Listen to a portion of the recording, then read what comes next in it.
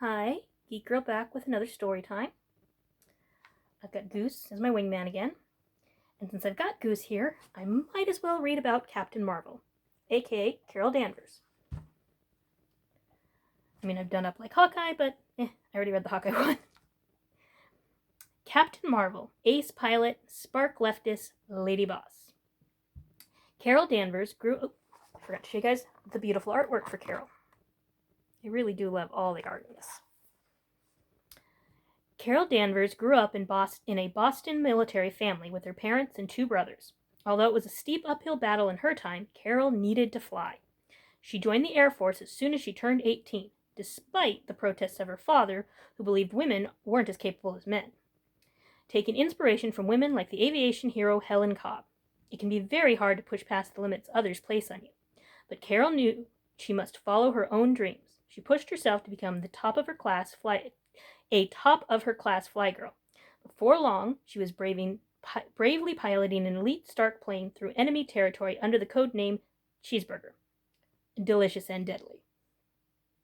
Carol retired from the Air Force as a colonel and became the head of security for NASA. Oh, did I not mention Carol as a straight-up boss? Yeah, she was breaking down barriers long before she got superpowers, silencing anyone who doubted that women were capable of incredible things. At NASA, Carol met Captain Marvel, a Kree alien who was also a superhero on the side. I know what you're thinking. Wait, isn't Marvel a lot like Marvel? Well, yes, and for a good reason. Carol developed her powers when she was caught in a conflict between Captain Marvel, his foe Yanrog, and a large alien machine called a psychic Megatron. Listen, these aliens live for their hyphens between symbols, so just go with it. During their alien skirmish, Carol absorbed a great deal of radiation that unlocked Kree powers within her body. However, they lay dormant until months later. More on that soon. After aiding Captain Marvel, who was under a government investigation, Carol Danvers' career at NASA quickly deteriorated. I mean, she saved the world, but she pissed off the government. Classic superhero mistake. While everything was falling apart, Carol reawakened her passion for writing and began working for Women magazine, owned by the Daily Bugle. There, she became BFFs with Mary Jane Watson. You know, Spider-Man's on again, off again, bae, and enjoyed a normal life until she began having strange blackouts. During these blackouts, new superpowers emerged and transformed her into the superhero Ms. Marvel. Yep, that's right, Ms. Marvel. And thus, Princess Sparklefist was born. Carol eventually mastered her gifts and began aiding superhero teams on the reg. She eventually joined the Avengers as one of their main players. In her early days, and later days for that matter, she had a lot of drama. The Avengers and Carol have always been on again, off again, so let's just say she was seeing some other superhero teams. On a space mission with some off-again superhero allies, Carol began to channel the powers of a white hole, which transformed her into the ultra-powerful and flame-covered entity Binary. As Binary, her cosmic powers were nearly limitless. Feeling detached from her home planet, she traveled the stars, often teaming up with a very bohemian band of space travelers called the Starjammers, and just chilling out across the galaxy. Over time, the white hole Binary drew her powers from began to collapse. Carol returned to Earth, joined forces with the rest of the mightiest heroes, the Avengers. After spending some time recuperating with old Avengers gang, she took on the codename Warbird, in memory of her favorite fighter jets. As Warbird, she was not taking any crap. She was back for vengeance, taking down every villain and criminal around. The Avengers would need Carol's help once again during the world-altering mental breakdown of the powerful Scarlet Witch, when she turned reality inside out. Carol, seeing her true power in this altered reality, rediscovered her past reality, reclaiming her name as Ms. Marvel. As you can imagine, all this name-changing had her ready to take a little solo time.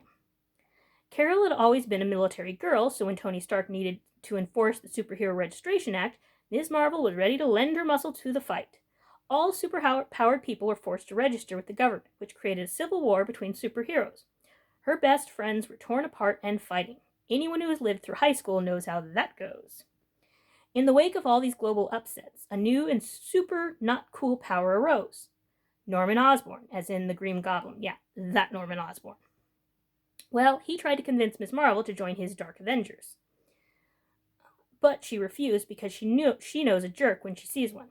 Instead, she joined the New Avengers to stop Osborn's evil agenda and protect the world in secret, alongside Captain America, the biggest teddy bear in the good old US of A.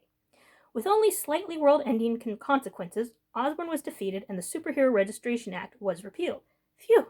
Ms. Marvel had finally found her home again, with Earth's mightiest heroes. I mean, what's a world takeover every now and then anyway, right? But when did Carol get pants? Finally, courtesy of Tony Stark, Carol was given a fancy new flight suit with pants, because fighting bad guys is hard enough without your butt showing. Captain America suggested that Carol had earned a new title to go with her new look, Captain Marvel. Carol had to do some soul-searching. Mourning the death of her aviation hero and mentor, Helen Cobb, Carol realized that without women like Helen who paved the way, sometimes having to fight her own superiors to prove her worth, Carol might never have gotten to fly in a plane, much less in her new superhero flight suit. Driven by her admiration for Helen and her father, who she wanted to impress and prove wrong in equal measure, Carol forged her own path to greatness. But sometimes the hardest part of achieving great things is pushing past the limits that you put on yourself, even if you are decades deep in superheroing. So for Helen, for her father, for the long past Marvel, for the future of girls and women to follow in her flight path, and yes, for herself, Carol Danvers claimed the name Captain Marvel, a symbol of greatness. Just as Helen had paved the road for Carol, Carol must now make the way and support future women superheroes. And that's just what she has done. Captain Marvel has saved the world countless times, traveled the cosmos with her cat. Well, in the comics he's called Chewie, in the movie he was called Goose. Who might just be the cutest and creepiest alien in the universe, and spent tons of time hanging with her bestie, Spider-Woman. Now she focuses on protecting Earth and other planets across the galaxy. Not a bad gig, really. And there's one more drawing of her. Alright, that was Captain Marvel.